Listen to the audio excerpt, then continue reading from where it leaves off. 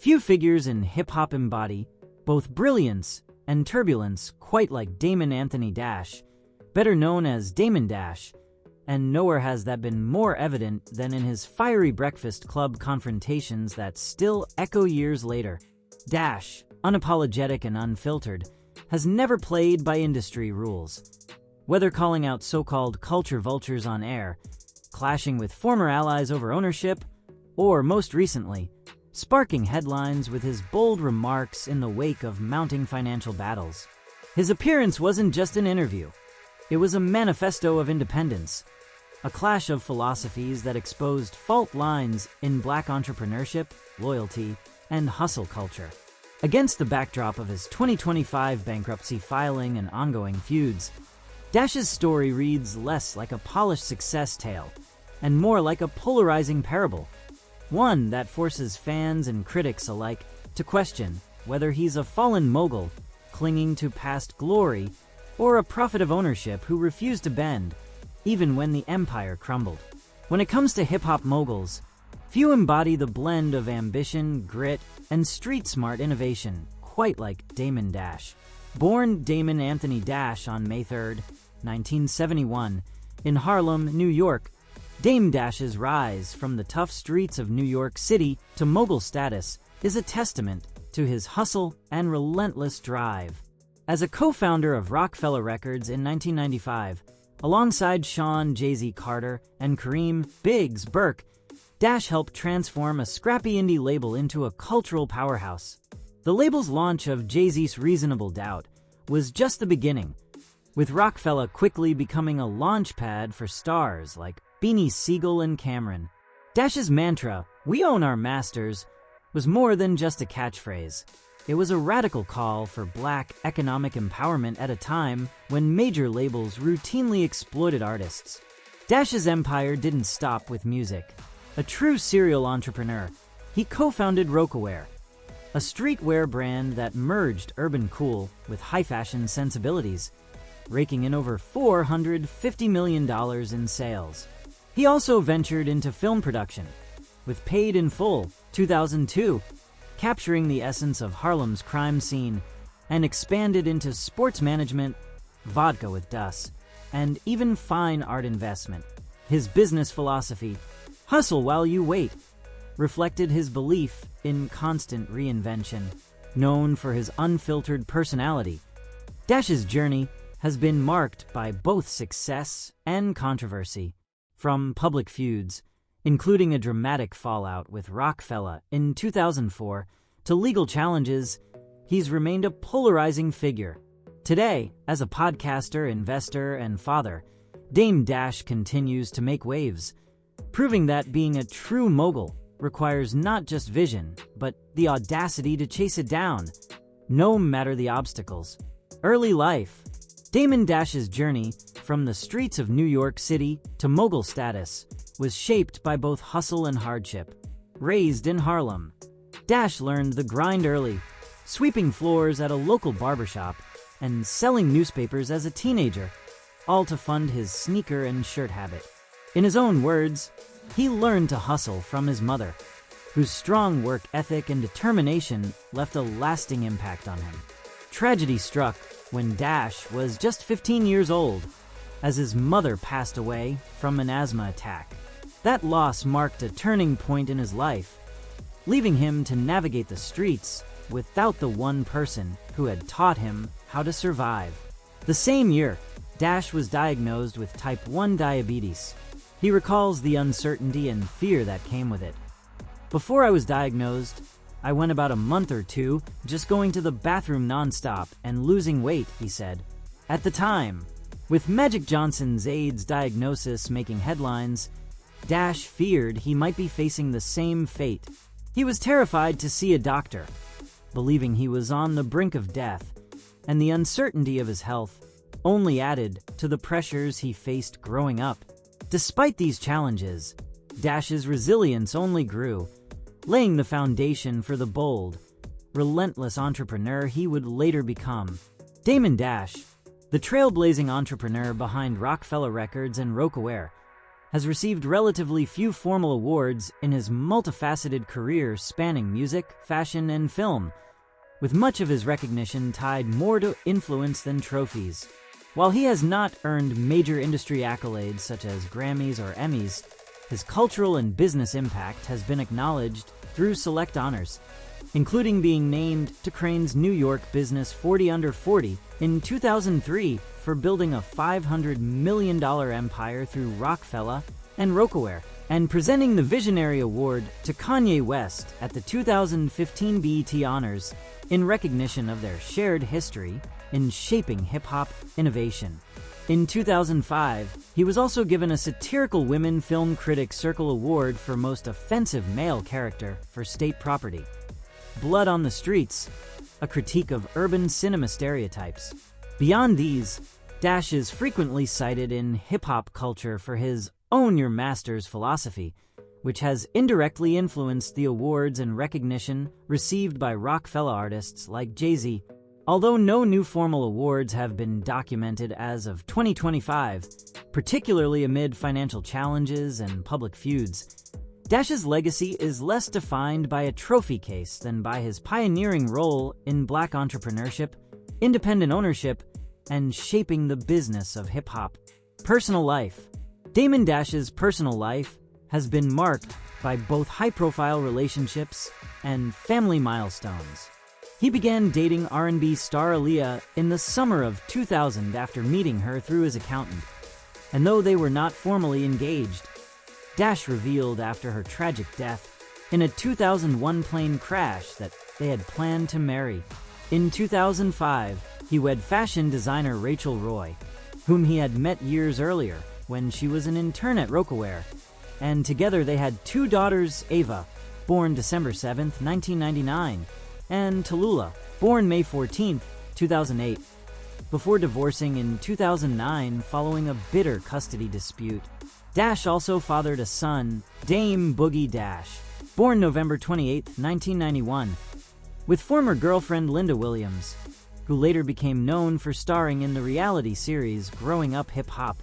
He has another son, Lucky, born in 2004 with Cindy Morales, and in 2020, welcomed a son, Dusko, born November 14, 2020, with his fiancée Raquel Horn. Dash is also the first cousin of actress Stacey Dash. More recently, on September 5, 2025, he announced that he had filed for Chapter 7 bankruptcy, citing debts exceeding $25 million. Professional career. Damon Dash, a chronicle of hustle, empire building, and unyielding ambition. Damon Dash's professional career is a testament to the raw alchemy of street smarts, unbridled vision, and relentless diversification, a blueprint for urban entrepreneurship that turned a Harlem hustler's dreams into a multi-billion-dollar legacy. Born on May 3, 1971, in New York City's Harlem neighborhood, Dash grew up amid the crack epidemic's chaos, learning early that survival meant seizing control. By his teens, he was flipping clothes and sneakers out of his backpack, a far cry from the corporate boardrooms he'd one day disrupt. His ethos, encapsulated in the mantra, "We own our masters," wasn't born in ivory towers, but in the necessity of bypassing gatekeepers who exploited black talent. Over 3 decades, Dash has navigated music, fashion, film, spirits, sports, and media, amassing an estimated peak net worth of over $410 million, per 2005 Forbes estimates, while enduring high-stakes feuds, legal skirmishes, and a 2024 bankruptcy filing that only amplified his phoenix-like resilience. This is the story of Dame Dash. Not a linear ascent, but a labyrinth of bold bets, bitter falls, and defiant reinventions. Early days, from street vendor to music maverick, 1990s. Dash's professional odyssey kicked off in the early 1990s as a promoter and event organizer in New York, where he hustled concert tickets and threw parties that blended Harlem's grit with emerging hip-hop energy. Disillusioned by the music industry's predatory contracts, where artists signed away rights for peanuts, he pivoted to the label game. In 1995, at age 24, Dash co-founded Roc-A-Fella Records with childhood friend Kareem Biggs Burke and aspiring rapper Sean Jay-Z Carter. The name was a nod to Roc-A-Fella's Gilded Age empire, symbolizing their intent to build wealth on their terms. Starting with 30,000 scraped from car leases and side gigs, Roc-A-Fella operated as an independent imprint distributed by Priority Records. Their breakout came with Jay-Z's 1996 debut Reasonable Doubt, a street poetic masterpiece that sold 420,000 copies in its first year despite radio silence from majors. Dash's hands-on role handling, A&R, marketing, and even street-level promo fueled the label's organic buzz. By 1997, Roc-A-Fella inked a joint venture with Def Jam, injecting capital while retaining ownership. The move catapulted Jay-Z to superstardom and signed talents like Beanie Sigel, whose 1999 debut Truth Be Told Went Gold, Cameron, and Memphis Bleak. Dash's imprint on Roc-A-Fella extended beyond signings. He championed a DIY ethos that influenced hip-hop's indie boom. The label's roster embodied hustlers' music, raw narratives of ambition and adversity selling millions, and earning Dash a reputation as the cerebral counterpoint to Jay-Z's lyrical flair. By 2000, Roc-A-Fella was a 100 million enterprise, but cracks emerged. Creative clashes and equity disputes foreshadowed the empire's fracture. The fashion and brand explosion, Roc-A-Wear and beyond, late 1990s, early 2000s. Parallel to music, Dash's entrepreneurial radar locked onto fashion, spotting untapped demand for urban apparel that screamed authenticity without apology. In 1999, he co-launched Roc-A-Wear with Jay-Z and Burke, transforming streetwear from fringe to phenomenon. Roc-A-Wear wasn't just jeans and tees. It was a cultural extension of Roc-A-Fella's swagger, bold graphics, premium denim, and endorsements from rappers who wore it like armor. Dash, with his eye for branding, positioned it as aspirational yet accessible, inking deals with NFL stars and expanding into women's lines and accessories. The payoff was seismic. Roc-A-Wear hit $350 million in annual sales by 2004, with Dash's 30% stake netting him over $100 million upon its 2007 sale to Iconic's brand group for $204 million. This windfall underscored Dash's diversification gospel. Don't put all your eggs in one basket. Create the baskets. He funneled profits into Armandale Vodka, 2006 launch, later rebranded as Dus, in a 2012 Jay-Z partnership that Dash claims birthed the brand's blueprint, though he exited amid disputes. Dus became a luxury cognac staple, symbolizing Dash's leap from corner store hustles to global spirits. Dash's brand building extended to sports management via Dasher Sports and Entertainment, early 2000s, representing NBA talents like Kenyon Martin, and even a foray into fine fragrances. These ventures weren't scattershot. They were calculated hedges against music's volatility, embodying his philosophy. Hustle while you wait. Film and media ventures, from Harlem Streets to Silver Screen, 2000s. Never content with one lane, Dash stormed Hollywood in 2000 by co-founding Roc-A-Fella Films with Jay-Z. His debut production, Paid in Full, 2002, a semi-autobiographical tale of Harlem's drug trade directed by Charles Stone III, grossed $3 million on a shoestring budget and earned cult status for its unflinching authenticity. Dash didn't just produce. He acted as the slick-suited narrator, channeling his life script. The momentum birthed State Property, 2002, a Philly-set crime saga starring Roc-A-Fella's Beanie Sigel and crew, followed by its 2005 sequel. Dash's touch was gritty realism, casting real hustlers, filming on location, and weaving hip-hop soundtracks that doubled as promo. He executive-produced Death of a Dynasty, 2005, a satirical hip-hop mockumentary skewering label excess, and backed Paper Soldiers, 2002, with Ryan Glover. These films, while not box office juggernauts, carved a niche for black-led urban cinema, predating Tyler Perry's dominance. Media-wise, Dash launched Dame Dash Studios in 2003, a full-service production house blending film, TV, and music videos. He dipped into publishing, with the Dash magazine short-lived, and hosted the Damon Dash Show on BTJ 2006, a talk format dissecting business and culture. His unfiltered style, calling out industry hypocrisy, made him a provocateur, but it also sowed seeds of conflict. The fall of empires, legal battles, and Roc-A-Fella rift.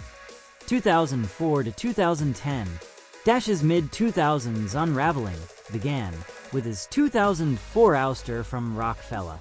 Amid tensions over creative control and Jay-Z's Def Jam presidency, Dash sold his 50% stake for $15 million, peanuts compared to the label's value, later calling it a rookie mistake.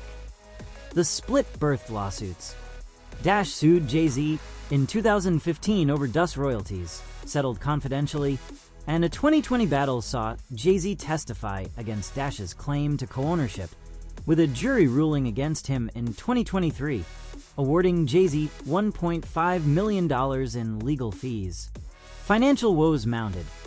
Rocaware's post-sale mismanagement led to a 2016 lawsuit against Iconics, netting Dash $15 million in 2018. Tax liens, foreclosures, and a 2011 assault conviction, stemming from a 2009 club brawl, compounded the chaos. Yet Dash rebounded with Bold Money Partners 2016, a venture capital firm backing Black creators, and co-founded Machino X Rocaware collaborations. Reinvention and legacy, podcasts, investments, and cultural force. 2010s present. The 2010s saw Dash pivot to digital media, launching Bossip, acquired by BuzzFeed in 2017, with Dash as advisor, and the Rap Game TV series, 2016 to 2023, on Lifetime, mentoring young artists in a Shark Tank meets hip-hop format.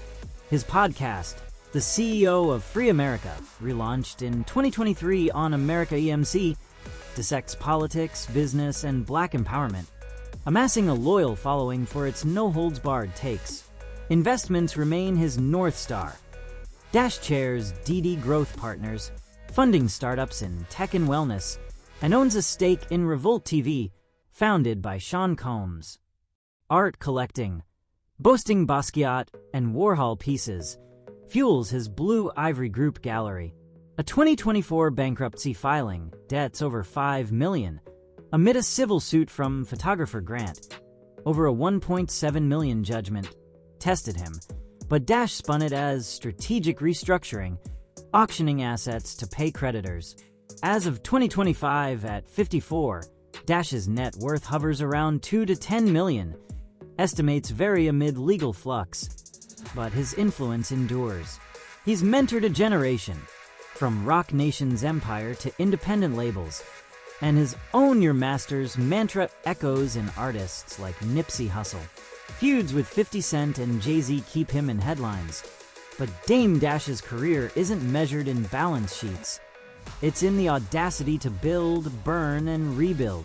In a world that chews up visionaries, Dash remains the ultimate hustler's parable, proof that empires aren't inherited.